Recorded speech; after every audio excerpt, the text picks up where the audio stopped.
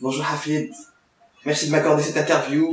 Salut. Hey, Moukas, ça va? Ça va super, alhamdoulilah mec, c'est top de t'avoir devant mes caméras. Ça fait longtemps, ça fait plaisir de te revoir aussi. Merci. Toujours aussi dynamique le Moukas. Yes, thank you. Ça. Je voulais absolument t'interviewer parce que je sais que tu es toujours dans de très bons plans. Là pour novembre tu vas travailler pour la COP22, Tu vas organiser des festivals de cinéma, de festivals du conte, plein de choses intéressantes. C'est pour ça que je voulais t'interviewer. Donc je voulais d'abord que tu nous expliques un peu ce que c'est que la COP22, c'est quoi ta mission pour cet événement? D'accord. Alors donc moi je m'appelle Hafid Mahdaoui, je suis directeur d'une boîte de conseil qui s'appelle Comme Impossible. Comme Impossible, c'est une boîte de conseil qui fait du conseil en communication, organisation et surtout aménagement d'espace. On crée des espaces pour rapprocher les gens, pour que les gens apprennent à mieux vivre ensemble. Donc j'ai été mandaté par l'Agence française de développement, qui est l'agence qui s'occupe de coopération internationale pour l'État français, pour la France. Et donc j'ai été mandaté par l'AFD pour les accompagner dans leur mission de communication, dans leurs opérations de communication sur la COP22. Pourquoi par l'Agence française de développement? Parce que l'Agence française de développement, en tant que organisme français qui s'occupe de l'aide au développement, a un gros focus sur le climat. Aujourd'hui, le slogan de l'AFD, c'est concilier développement et climat. Donc un développement qui soit respectueux de l'environnement et qui soit respectueux et qui ne participe pas au dérèglement du climat. Donc aujourd'hui, l'AFD, dans les projets de l'AFD, tu as à peu près 50% de ces projets qui ont un co-bénéfice pour le climat. Donc c'est des projets qui apportent un bénéfice pour le développement économique et le développement humain, mais qui influent aussi positivement sur le climat. Je vous donne quelques exemples de réalisation ici au Maroc, par exemple, la centrale Mour, la centrale solaire Mour. Donc c'est un projet marocain, mais auquel l'AFD a participé en cofinançant et en apportant des expertises, par exemple. Je sais qu'il y en a encore 4 autres en projet, des centrales comme ça. Je sais pas que l'AFD était impliquée. Il y a aussi le projet des tramways de Rabat et de Casa. Ce sont des projets sur lesquels l'AFD est intervenue et donc elle a cofinancé le projet de tramway et des études, soit sur la partie études, soit sur la partie mise en place, développement, etc., etc. D'accord. On a d'autres projets. Et pour ta mission maintenant? Ah ouais.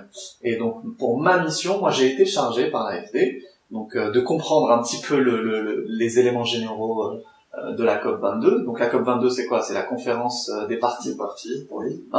Donc c'est 196 États qui se coordonnent, qui ont décidé de s'entendre depuis, ça faisait très longtemps, je crois que ça faisait quelques décennies qu'il n'y avait pas eu un accord comme l'accord de Paris pendant la COP21, où les 196 États se sont dit, ok, d'accord, il y a vraiment un problème sur le climat, on est d'accord, c'est déjà énorme qu'on soit tous d'accord, faisons quelque chose. Donc, ce qu'on dit aujourd'hui, c'est que la COP21, c'était la COP de la décision. Là, ça va être la COP de l'action. La COP22 à Marrakech sera la COP de l'action. Donc, comment mettre en œuvre les actions concrètes qui découlent de l'accord de Paris. Ma mission, ça a été quoi? Ça a été ma mission, et elle l'est toujours. Donc, j'ai commencé il y a 8 mois, au mois de mars 2016. J'ai été mandaté par l'Agence française de développement pour appuyer pour l'appui.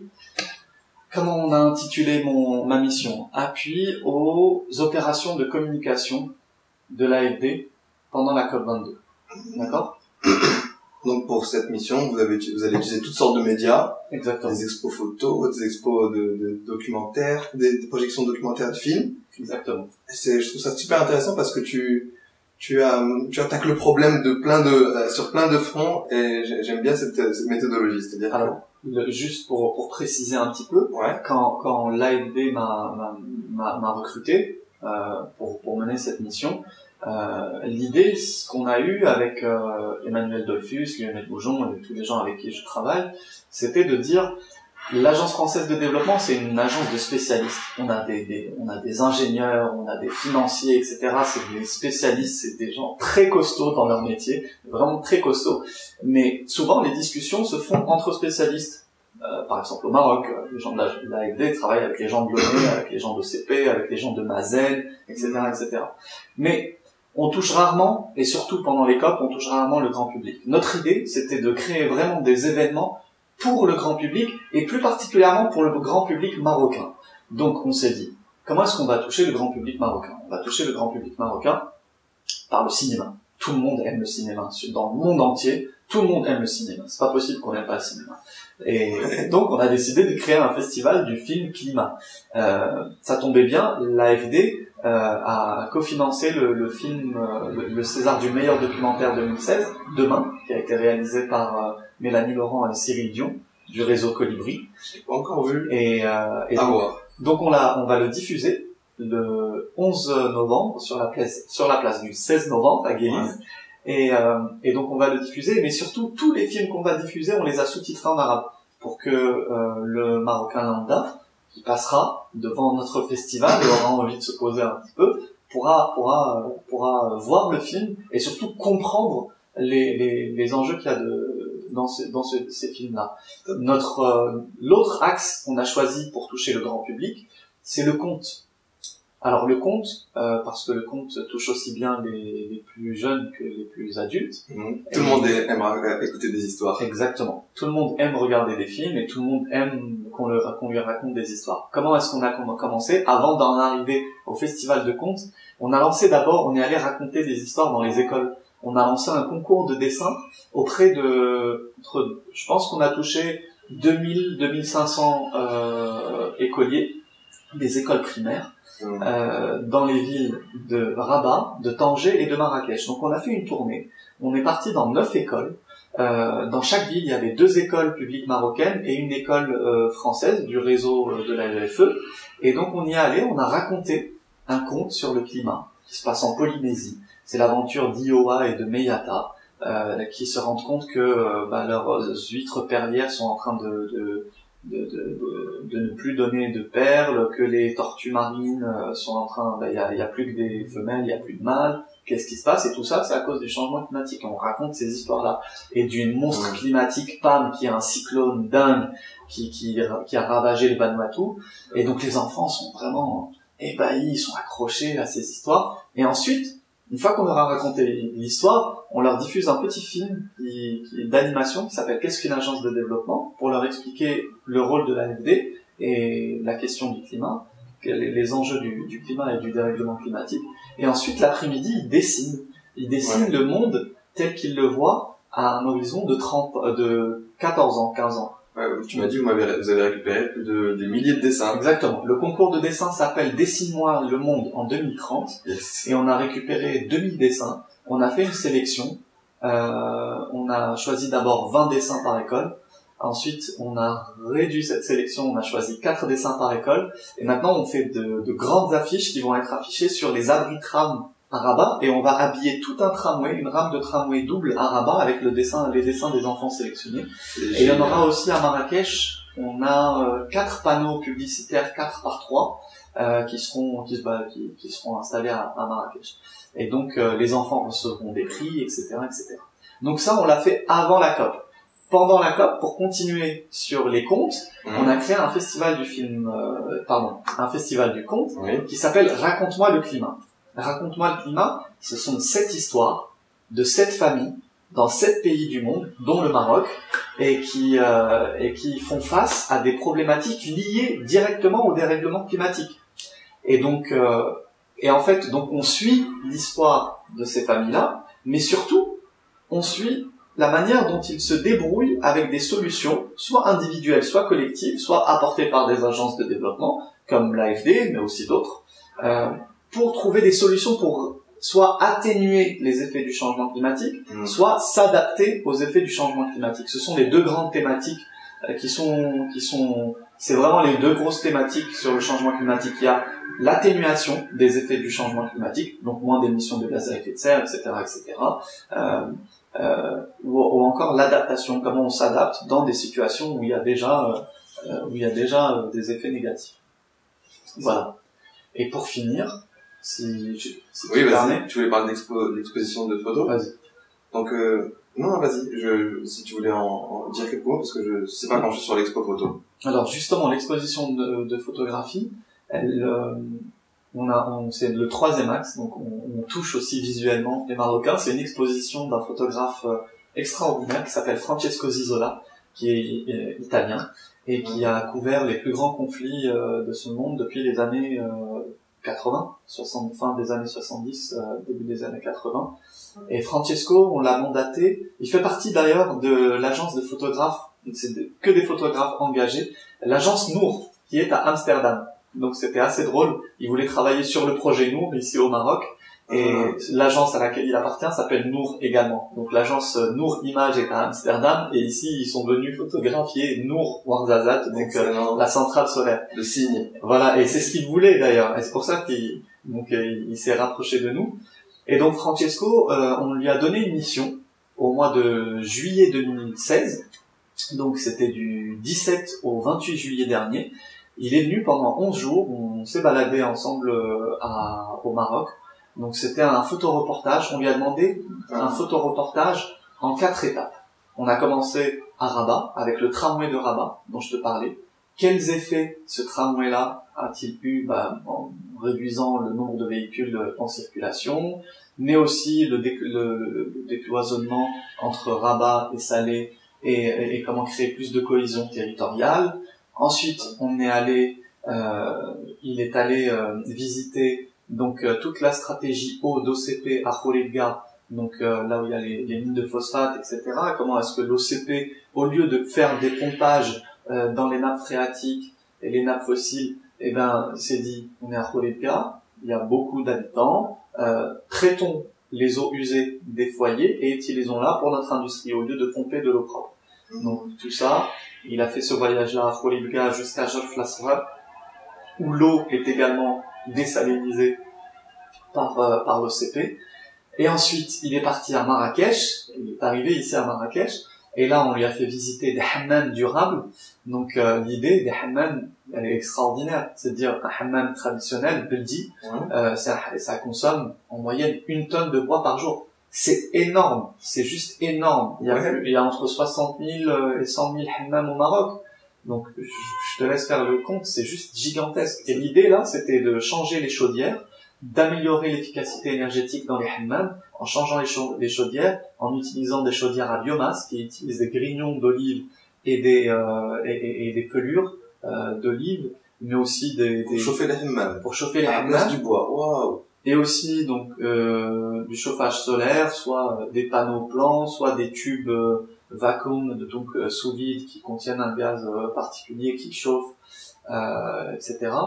Et donc, on a vu des hammams se transformer. On rentre dans ces hammams, on a exactement la même sensation que dans un hammam Beldi, sauf que ce hammam ne pollue pas autant qu'un hammam Beldi. Et il consomme pas de bois. Et donc ça, c'est le troisième projet qu'on pourra voir donc sur cette exposition. D'accord. Le quatrième projet, c'est le projet de centrale solaire Nour. Là, j'ai pas besoin d'en parler, tout le monde connaît. Donc voilà, donc c'est 4 projets. Il a fait un road trip à travers le Maroc, 4 étapes, voilà, du projet de Hammam, qui est un projet très local, au projet Nour, qui est un projet national, en passant par une stratégie industrielle de gestion de l'eau, et en passant par un projet urbain qui est le projet du tramway. Donc on voulait donner à voir à plusieurs échelles les projets marocains qui ont un impact positif sur le climat. Et donc cette exposition sera accrochée sur les grilles du parc Lella Hasna à Marrakech à partir du 7 novembre jusqu'au 18 novembre, donc partie du parc Lella Hasna côté Mamounie. Excellent. Alors là, je suis impressionné. Je savais pas qu'en fait l'expo photo ça allait parler d'autant de justement. La prochaine question, c'est en termes d'écologie, quels sont les projets les plus prometteurs?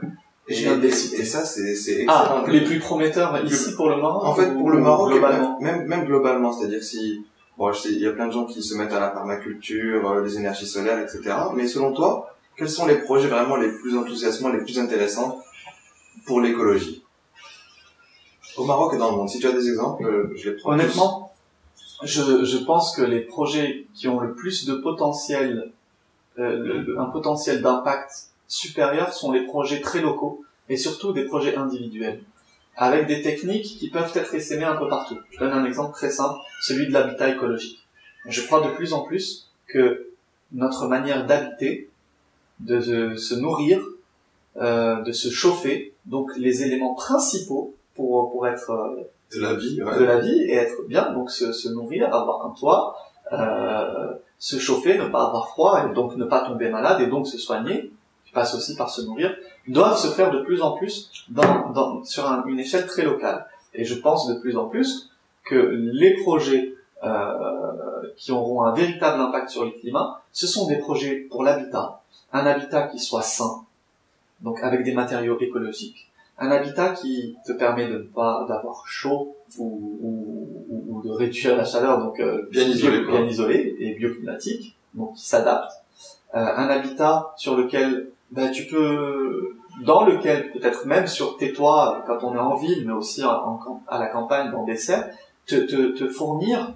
de la nourriture, au moins tes fruits et légumes saisonniers. Faire pousser dans ta maison. Voilà, exactement. Et ça, je crois vraiment en ça. Bon, quel genre d'habitat tu penses? Les maisons super adobe ou Alors, moi, j'ai une spécialité qui est celle de construire des maisons en terre avec la technique du super adobe. Donc c'est une technique, des sacs de terre, des sacs enroulés, des sacs en polypropylène remplis de terre et de chaux ou de ciment. Nous on utilise beaucoup de la chaux. Et il y a un exemple ici à Marrakech, puisque c'est une des plus grandes, je pense, une des plus grandes maisons au monde qui a été faite avec cette technique-là. Tu parles de la maison de Karim Jamali. Voilà, la maison de Karim Jamali. Donc on a développé avec son agence d'architecture A17 Architecture Group et qui est dans la région de Marrakech, et qui est on l'a pensé comme un pilote, mais qui est un véritable exemple oui, on peut construire un bel habitat, un habitat confortable, un habitat dans lequel il y a de la place, et en même temps un habitat qui des matériaux locaux, la terre a été prise sur place, un habitat qui respire, un habitat qui régule les températures, un petit jardin potager qui peut fournir de quoi manger, etc. Donc voilà, moi je crois beaucoup en ça. Donc tu parles surtout des projets locaux qui vont impacter comment les gens en fait consomment la vie en général, comment on mange, comment les gens mangent, se réchauffent et sont logés. Donc à part l'habitat, est-ce que tu penses à d'autres projets intéressants? Moi dans le transport, dans l'alimentation. Dans le transport et l'alimentation, écoute, sur l'alimentation, moi je pense que c'est vraiment fondamental. Pour moi, c'est vraiment fondamental. Moi déjà, niveau transport, quand je peux prendre que le vélo, je prends que le vélo. J'habite à Toulouse et si je peux prendre que le vélo, je prends que le vélo. Mais donc je pense qu'il faut aussi être conscient, être juste conscient de la manière dont on circule et que ça a un impact quand même. Ensuite sur l'alimentation, je pense que c'est fondamental parce que en réalité, notre premier médicament, c'est notre alimentation. Au-delà de toute chose, tout produit chimique transformé, etc., toute molécule trouvée par des laboratoires pharmaceutiques, je pense que notre premier médicament, c'est notre alimentation. Et je milite pour que vraiment on abandonne tout ce qui est agriculture intensive avec utilisation d'herbicides, pesticides, engrais chimiques, etc., etc. Et pour qu'on revienne à des techniques qui sont largement qui sont plus rentables et plus saines. Plus rentables et plus saines. La permaculture, par exemple, mais il y en a d'autres. Dans l'agroécologie, tout le mouvement porté par Pierre Rabhi, notamment, c'est un mouvement qui est extraordinaire parce qu'il prouve scientifiquement en plus, c'est pas juste des lubies de hippies qui ont envie d'élever des chèvres et faire du fromage de chèvre dans le Larzac, c'est pas du tout ça. C'est que scientifiquement, ces techniques-là présentent des rendements supérieurs et entretiennent le sol, entretiennent la fertilité du sol et permettent justement d'avoir qu'est-ce qu'on veut de plus, un sol propre, une alimentation saine, une alimentation de plus en plus variée. Et donc un écosystème encore plus varié, plus d'abeilles qui butinent plus de variétés, donc plus saines, etc., et donc plus de pollinisation. Mais je pense beaucoup. Top. Voilà. D'accord. Ça c'est fondamental.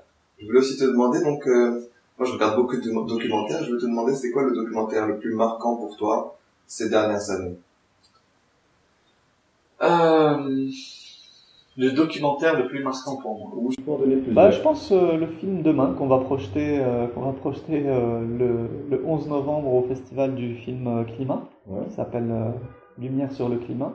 Donc le film Demain qui a été réalisé par Mélanie Laurent et Cyril Dion du réseau Colibri. Et donc c'est un film qui présente des solutions, des gens qui présentent des personnes, des initiatives de personnes qui œuvrent pour des solutions, pour trouver des solutions au-delà des constats, du constat catastrophiste qu'on peut faire en disant « Ah, horrible, le climat change, ah, horrible, on pollue, on salope, etc. » Ok, attaquons-nous aux solutions, et ça, j'aime bien cette approche-là. Donc je vous invite surtout à aller voir ce film Demain. Ouais, je vais le voir. Voilà. D'autres documents, est-ce que tu penses à d'autres? J'ai pas trop le temps de regarder des documentaires depuis quelques temps. Je regarde plutôt des projets et je suis à fond dans mes projets, et notamment sur le déploiement des nacelles dans lesquelles va se dérouler le festival de contes. Donc j'ai créé un mobilier urbain qui favorise la rencontre, les échanges et l'innovation, et surtout le vivre ensemble dans l'espace public. Et donc je me concentre beaucoup sur cet imaginaire et me construire mon film à moi, mon documentaire à moi, documenter tout ce projet-là qui est un projet énorme pour moi. Donc je suis plus dans mon documentaire personnel. Top. Je voulais aussi te demander si tu avais des chaînes YouTube favorites. Moi je regarde beaucoup de vidéos sur Moukas, bien entendu. Évidemment, Moukas One et Moukas 2. J'ai pas. Franchement, je regarde très peu des chaînes YouTube en particulier. Ah si, Tistria. D'accord. La chaîne Tistria, tu connais? Non, je connais pas. J'irai voir. Bon, c'est un peu perché, hein, mais c'est un peu perché. C'est beaucoup axé sur la spiritualité et le développement personnel. La chaîne Tistria. Tistria, d'accord. Ouais. J'irai voir. Parce que en fait, je regarde plus la télé. La majorité des médias que je regarde, en fait, c'est des vidéos sur Internet, soit des conférences, soit des documentaires. Et voilà, je voulais savoir s'il y avait des choses qui t'inspiraient, que tu as vues à l'étranger dans des vidéos, par exemple, qui t'ont inspiré à le faire d'une autre manière, par exemple à Marrakech et ici pour la COP22. Écoute, j'ai eu une période extraordinaire où il y a des choses que j'ai vues à l'étranger qui m'ont inspiré, mais je les ai vues en vrai, je les ai pas vues à la télé. Très bien. D'accord. Si tu peux en parler, ce serait super. Des projets à l'étranger qui t'ont inspiré. J'ai eu un très bon feeling avec beaucoup d'organisations de confréries soufis, pour le dire très concrètement, en Turquie, au Maroc, en Algérie, au Sénégal, un peu partout. Et leur approche de la spiritualité, j'allais dire du religieux, mais en fait non, de la spiritualité m'a vraiment convaincu. Je trouve que retrouver plus de spiritualité et moins de religiosité dans le sens juste, comment dirais-je, on applique on a des rituels, on les applique un peu sans aller dans la profondeur des choses. Ça m'a beaucoup inspiré et ça m'a conduit à créer des projets. Le projet de nacelles, qui sont des nacelles qui sont circulaires, ça vient de la pensée soufie, mais aussi de la pensée d'autres philosophies et spiritualités dans le monde. Et c'est le cercle, quoi. C'est le cercle qui réunit. Et c'est comme les derviches tourneurs en Turquie, avec qui j'ai passé une dizaine de jours et qui sont les personnes que j'ai rencontrées étaient vraiment des cœurs, c'est des cœurs de lumière, quoi. Et c'était tellement bon de les voir tourner que j'ai créé ce projet de nacelle circulaire comme ça, qui réunit les gens, qui les recentre sur l'essentiel. Donc ça, c'est des projets inspirants pour moi. Très intéressant de voir des inspirations. Franchement, je ne m'attendais pas du tout à ça. Et donc j'ai une dernière question. Est-ce que tu as un message pour les gens qui nous regardent, pour le monde en général? Moi, il y a une chose, ça va paraître bidon, hein, c'est vraiment bidon. Je pense qu'il y a plein de gens qui le disent, mais il faut surtout oser, quoi. Faut arrêter de s'auto-censurer, d'accord? Quand vous avez un rêve, faites-le. Et faites-le même à toute petite échelle. Réévaluez vos rêves, mais essayez de réaliser une toute petite partie au moins. Et il faut parce que, en fait, le monde a besoin qu'on rêve aujourd'hui. Il y a tellement, le monde est tellement désabusé autour de tellement de problématiques, de guerres, de crises écologiques, de crises humanitaires, etc., etc. On a besoin que les gens se remettent à rêver et qu'ils se remettent à rêver et qu'ils réalisent ses rêves.